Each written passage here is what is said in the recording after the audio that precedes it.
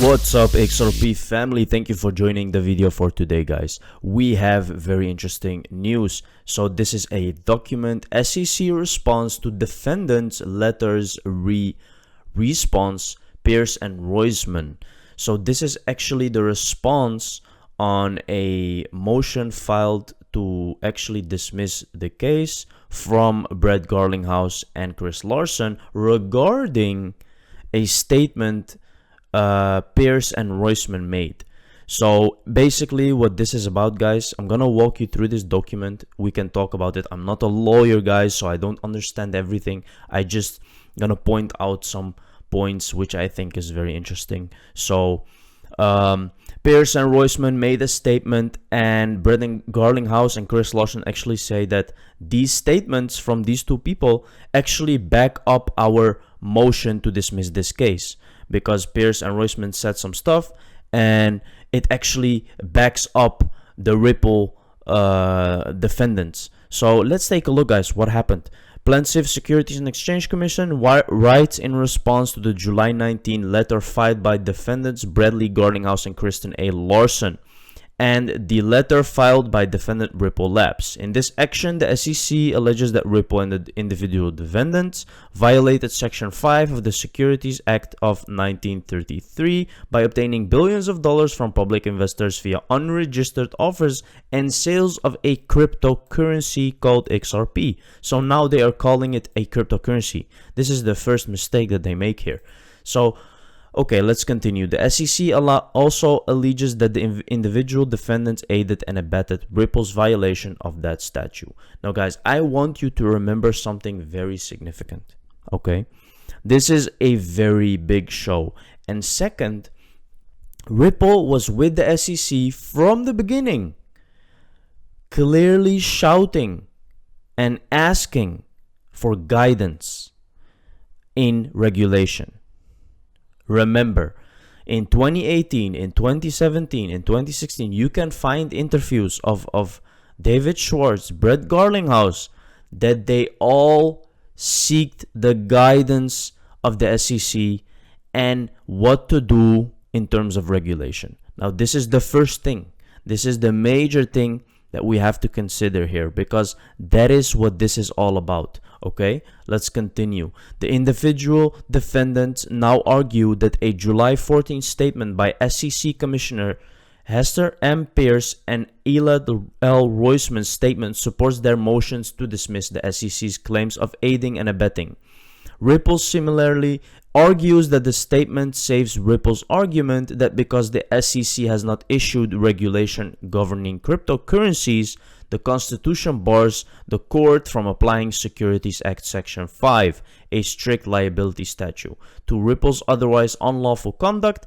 Defendants are wrong for at least 5 reasons.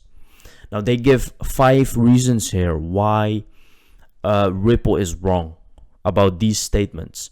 So the first one is basically, thus the statement at issue is not a statement of the SEC itself or any sort of binding authority on this court. Essentially, defendants' arguments are tantamount to arguing that they cannot be found liable for violating a statute on the grounds of certain public statements by legislators who disagree with the statute.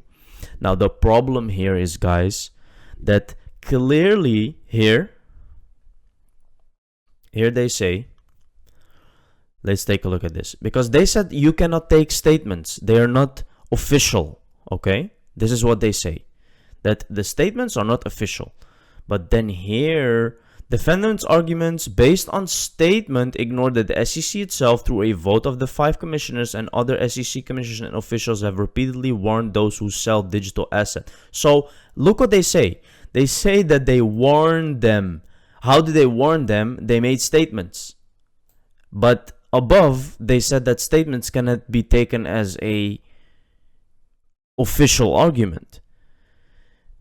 So you see what the problem here is, guys. They are literally dodging the whole case, okay? And they don't know what to do anymore. They don't know what to do anymore. And then they just grab other cases and they say, in this case, they were not allowed to grab statements and stuff like this. Guys, this is just a big show. The SEC literally is on its knees. On its fucking knees, guys. I'm sorry for my language, but this is just so sad to watch. All these 5 arguments are just bullshit. Literally. Nothing. They're just dodging the questions. They're dodging the file. They're doing everything they can to actually... But, you know, the judge is way too sharp for this. Okay? The judge is way too smart for this. She will not allow these 5 arguments to dismiss or to give Ripple wrong, you know. So we will see. It will be very interesting what the judge is gonna do. But remember, guys, we are near. We are very, very near. I think in the next couple of days, we will definitely see some stuff happening. It's almost time. And this is just delaying it. It's just a tool to delay the implementation of XRP as a world reserve currency. And I will show you in these videos. I have some very interesting videos, guys, that are really backing up our theory. Trump Federal Reserve nominate Jody Shelton suggesting back to the future approach utilizing a gold standard in cryptocurrency type of way. Level playing field, listen closely. Huddle XRP Wonka knows. This is a treat fund bull run Wonka. I think many people know Wonka. So guys, pay attention to what she's saying. Pay attention. Do gold standard help the U.S. economy?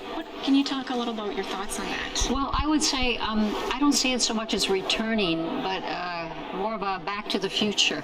Okay. I think that what a gold standard stands for is monetary discipline for its own sake. That is, if money is supposed to be a unit of account and a reliable measure and a dependable store of value, it really shouldn't be subject to who's the chairman of the Federal Reserve. And I think that money needs to be stable and provide the foundation for productive economic growth. And when money is just a variable that financial markets toss around, or it's part of a derivatives formula, or it's part of someone speculating on currencies, it's not serving the private sector in the sense of providing that reliable unit of account so you can make plans. And under a gold standard, you did have that stability, and I think that's what's missing. And so I like the idea of a gold standard. I mean, it could be used in a very cryptocurrency way. The point is, do you have a unified money system so that when you talk about the international marketplace, everyone is playing on a level monetary playing field? And it's very important to have a rules-based approach, and that's why I'm advocating that we need to look at the virtues of a gold standard and try to come up with something much closer to matching those, and then I think we would have more solid economic growth. Now you can clearly see, guys, that she's talking about a cryptocurrency, a digital asset, because she's saying that you need to have some kind of store of value that you can move around, but it needs to be reliable. And what is that, guys? It's XRP. XRP is the most reliable currency out there.